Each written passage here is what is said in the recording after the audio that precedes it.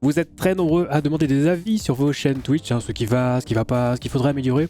C'est pour cette raison que j'ai accepté en début d'année de faire des analyses de chaînes complètes en direct. Ça se passe en général le mercredi soir, ça dure une bonne heure. Mais pour ça, il faut que tu aies une demande sur le Discord communautaire.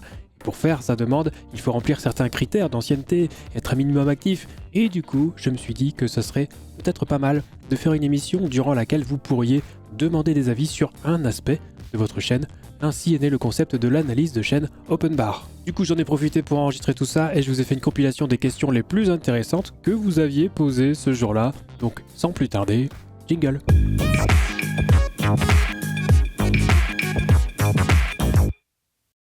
Hello YouTube, c'est Tom, votre streamer préféré, comment ça va bien? Alors avant de passer à vos questions, un big up à Owned qui sponsorise cette vidéo, on les embrasse. Owned, vous connaissez maintenant, c'est le site pour tout ce qui est overlay, les alertes de stream, les émoticônes, mais on trouve aussi des bannières, des avatars, des panneaux de chaîne Twitch. Vous pouvez tout acheter séparément, vous avez aussi des packs complets prêts à l'emploi. En général, ils sont modulables, ça veut dire que si votre pote achète le même pack que vous pourrez quand même vous démarquer entre vous, comme par exemple avec le pack Zero Absolute Gaming, développé spécialement en partenariat avec Owned. Et si vous réalisez vos achats sur owned.tv en passant par mon lien affilié qui se trouve dans la description, juste en dessous je toucherai une petite commission et en prime avec le code TOMTOM, vous aurez 50% de réduction sur toute la boutique. Voilà qui est fait, on va donc passer aux choses sérieuses avec des questions concernant de près ou de loin vos chaînes Twitch. Si vous voulez me poser des questions en direct, n'hésitez pas à passer dès que je suis sur live sur Twitch les lundis, mercredis et vendredis soir. La porte est toujours ouverte. Alors c'est parti, les questions. Donc première question de JL. Voici ma question vis-à-vis du compte à rebours du début de stream. As-tu des conseils? Quel temps conseilles-tu de mettre? Je mets en général 10 minutes, mais je sais pas trop si c'est trop ou pas. Alors pour les écrans de démarrage de stream, le compte à rebours, ça peut être pas mal. 10 minutes, pour moi c'est trop. Moi j'estime que 5 minutes c'est bien. En fait, il faut habituer vos viewers, tu vois, à venir dès que le live commence. Si tu mets un compte à rebours de 10 minutes, les gens ils savent qu'ils ont 10 minutes pour venir. Alors que s'ils savent que tu démarres ton live là, maintenant, ben du coup, ils auront l'habitude de venir dès le début du live. Et on perd pas de temps. Le compte à rebours de début de live, pour moi, 5 minutes, c'est grand max. Et sinon, t'en mets pas quoi, au pire. Comme je stream sur deux sujets Star Wars avec Star Wars The Old Republic, c'est ça, SWTOR, et Yu-Gi-Oh! Rien de pro, j'ai fait le choix de personnaliser ma chaîne moi-même sans utiliser des boutons type que beaucoup utilisent, comme pour la page bio. Est-ce que cela paraît propre et pas trop d'aider la bricole? On va aller sur ta chaîne, mon cher Macbart.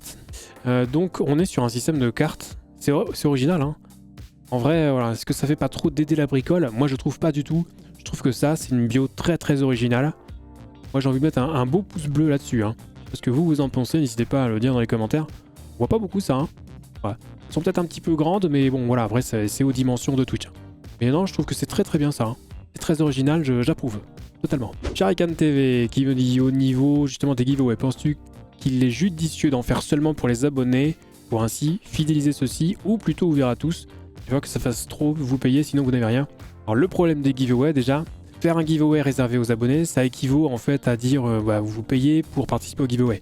Ça normalement c'est interdit. Je sais qu'il y a beaucoup de streamers qui font des giveaways réservés aux abonnés, moi-même je l'ai fait fut un temps. Tu peux avantager tes abonnés, tu vois, en leur donnant plus de chances de gagner par exemple. Et surtout le fait de faire des giveaways, c'est bien pour récompenser ta commu. Le problème c'est que quand c'est ouvert à tous, effectivement tu vas te rattraper tous les vautours qui vont vouloir juste le cadeau puis ils ne reviendront jamais. C'est comme ça. Mais donc voilà, si tu veux avantager tes abonnés, tu peux leur mettre plus de chances de gagner par exemple à tes giveaways. Ça peut être intéressant. Xerox, voici ma question. Est-ce que le design de ma chaîne Twitch est bien? Émoticône d'abonnés, badge d'abonnés, etc. On va regarder ça de Xerox. On a les badges d'abonnés ici. Ça, ils sont assez classiques. Ceux-là, je les ai déjà vus. Je me demande si tu les as pas eu sur Owned, mais non, ça colle avec le... Bon, c'est le time gaming, évidemment. Donc quand tu es abonné niveau 1, tu reçois le sub, ok. Niveau 2, le no RP. Niveau 3, no RP et GG. Moi, je mettrais plutôt le GG en T1, tu vois.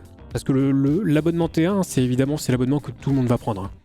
Les gens prennent rarement du niveau 2 ou du niveau 3, parce que c'est évidemment 2 fois plus cher, voire 5 fois plus cher, 25 € pour le niveau 3. Donc je pense que l'émoticône GG serait plus facilement utilisable par les gens que l'émoticône de sub. Ce n'est que mon avis, tu fais comme tu le sens, mais sinon après le design, non, ça c'est assez personnel, mais les émoticônes sont propres, il n'y a pas grand chose à dire. Voilà. Alors ma chaîne streaming est Speedias, je stream depuis une semaine maintenant et j'ai 16 followers. Comment peut-on augmenter sa visibilité de sa chaîne et avoir de l'audience? Comment est-ce qu'on peut augmenter sa visibilité, la visibilité de sa chaîne et avoir de l'audience? J'ai fait des vidéos là-dessus, Yasoud. Pour augmenter sa visibilité sur Twitch, il faut ouvrir une chaîne YouTube. Donc beaucoup d'entre vous qui êtes là ce soir sur Twitch, Vous m'avez connu grâce à YouTube. Est-ce que j'ai besoin d'aller plus loin dans le raisonnement? Je ne pense pas. Donc voilà, si vous voulez vous faire découvrir, avoir de la visibilité sur Twitch, allez vous faire découvrir ailleurs. Là où c'est plus facile. Débutante dans le streaming, je n'ai pas encore de cam, non seulement parce que je n'ai pas le matos, mais parce que je ne suis pas prête. Déjà j'ai du mal avec ma voix quand je regarde les rediffs, je compatis. Et aussi un peu peur, aurais-tu un conseil pour attirer tout de même les viewers et les fidéliser? Alors tu as des alternatives aux webcam, si tu ne veux pas te montrer, t'es pas obligé de le faire, tu peux commencer à streamer sans webcam. Au bout d'un moment, il faudra peut-être mettre un visage quand même sur le streamer ou la streameuse. Mais tu as des alternatives, si tu veux pas utiliser de webcam au début, tu peux utiliser quelque chose comme FaceRig, comme BongoCat, ou mettre ta cam sur fond vert et en ombre chinoise, comme fait Encre Mécanique. Tu as plein de solutions astucieuses qui permettent de pas te montrer directement et qui peuvent quand même servir d'interface entre ta voix et ce que regardent les viewers. Juste la voix, après c'est de la radio quoi. Alors Sikas qui me dit j'ai commencé il y a 3 mois, je suis à 130 followers mais j'ai l'impression que les gens ne restent pas plus que ça. Il y a quelque chose qui me manque pour gagner en nombre. En live je suis à 20-30 en moyenne. C'est déjà bien à 20-30 en moyenne par live. Mais alors ça dépend Sikas, il faudrait que je vois un petit peu à quoi tu joues. Ah bah tu joues qu'à Epic 7. Si tu joues qu'à un type de jeu, a priori tu devrais garder toujours le même noyau en fait. Alors du coup ce qui va te manquer pour gagner en nombre c'est de trouver un jeu qui soit plus porteur. Donc Epic 7 visiblement pour toi ça marche bien, 20-30 en moyenne c'est bien. Non, ça fait partie de ce qu'on appelle les jeux de niche, tu vois. Donc il y a une communauté dessus. Le problème c'est que la communauté va plus forcément grandir à arriver à un moment donné. Donc il va falloir soit trouver un autre jeu, soit tu te spécialises vraiment à fond dedans. Mais du coup il va falloir faire des trucs ailleurs que sur Twitch, pareil. Donc tu peux, je sais pas moi, faire des tutos Epic 7 sur une chaîne YouTube, par exemple. Alors ma question en fait, mes 2 derniers streams j'ai viré mon fond vert, je ne trouve pas mon décor génial, c'est juste un mur et une étagère. Est-ce que ça peut être dommageable ou bien les viewers en général s'en fichent du moment que ce n'est pas dégueulasse derrière? Donc ça, clairement, si c'est pas dégueulasse derrière, ça pose pas de problème. Moi en tout cas ça me poserait pas de problème. Par contre effectivement, si tu streams dans ta chambre et que derrière il y a un liquide dégueulasse avec des trucs qui traînent par terre, là ok. Mais si c'est clean quand même malgré tout et que t'as pas forcément les moyens tu vois d'investir dans un décor ou quoi que ce soit, ça me dérange pas trop. Et je pense que ça dérange pas les gens. À mon avis c'est pas ça qui... ça sera pas dommageable.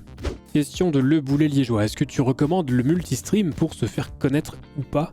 J'ai fait justement une vidéo sur Restream. Comment utiliser Restream et pourquoi utiliser Restream.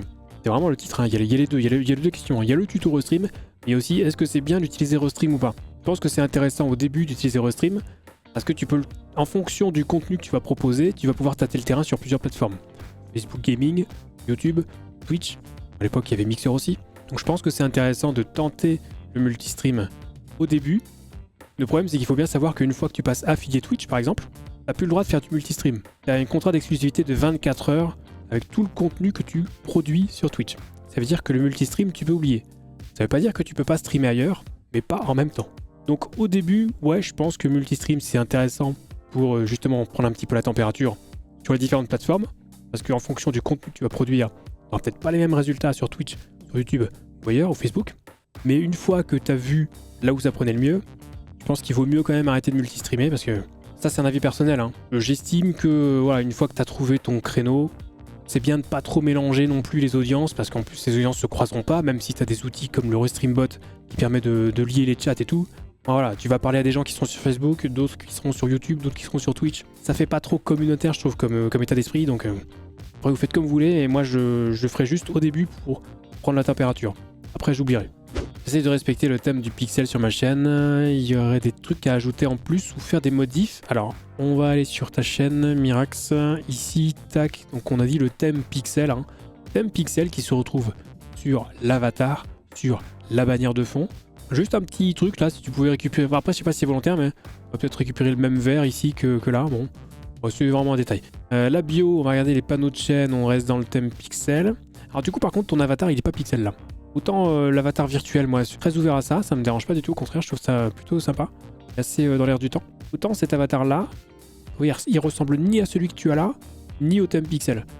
Donc du coup, là, pour le coup, c'est vraiment le seul truc que je pourrais te dire qui va pas, entre guillemets, quoi. Si tu as du temps, regarde si quand je me filme, on me voit bien, ou le bras gêne vraiment. Akihiko. Alors oui, effectivement, là, le micro est très mal placé. On voit plus le micro que ton visage, quasiment. Donc toi, il y a des fois, à mon avis, on voit que le micro et pas ton visage, tu dois te cacher derrière. Donc le micro, je sais pas si tu peux te démerder pour l'inverser plutôt qu'il soit... plutôt que ça c'est le bras, ça c'est le micro, plutôt qu'il soit comme ça, et c'est plutôt de le mettre comme ça, tu vois. Comme ça il sera en bas et puis toi tu seras au-dessus. Je sais pas si c'est possible pour toi, mais voilà, le micro est pas bien placé là. Après non, la cam vous pouvez la mettre où vous voulez, tant que vous la mettez pas en bas à gauche, à l'extrême bas à gauche. Parce que du coup, quand vous allez apparaître dans la liste, tu vois, des streamers, genre là, en bas à gauche, tu vois, genre lui là, son visage il est caché par le nombre de spectateurs. Ça à mon avis c'est pas bien. Et encore là ça va parce que lui il est relativement gros à l'écran, tu vois. Mais genre lui, bah lui voilà, on sait même pas s'il y a une cam, tu vois, il est caché par le nombre de specs. Donc ça c'est dommage, hein, tu mets une webcam, on ne voit pas sur la miniature, je trouve ça dommage. Le bras vient là, sinon on m'entend pas. Je peux pas mettre le bras par en dessous. Le micro, tant que tu parles dans la capsule, et que tu le mettes comme ça ou comme ça ou comme ça, normalement on t'entend pareil. Hein. Et ainsi s'achève cette première série de questions concernant vos chaînes Twitch. Si le concept vous a plu, n'hésitez pas à l'indiquer dans les commentaires, ça me permettra de savoir si je peux refaire des vidéos de ce genre, hein, ou si c'est pas la peine. Je vous rappelle également que pour une analyse de chaîne complète, hein, incluant les réseaux sociaux, etc., qui dure en moyenne 1 heure, hein, vous avez la possibilité de vous inscrire sur le Discord communautaire, à condition évidemment de remplir les critères de sélection, donc être actif et membre depuis au moins 1 mois. Le lien du serveur Discord dans la description, juste en dessous, comme d'habitude. Sur ce, c'est la fin de cette vidéo, on se retrouve très vite pour la prochaine et d'ici là, on stream. Bon bah ma foi, c'est une petite vidéo fort sympathique, j'espère qu'elle vous aura plu. Hein. N'oubliez pas le petit pouce aussi, ça j'ai pas dit. Pouce, abonnement, la cloche. La cloche c'est bien.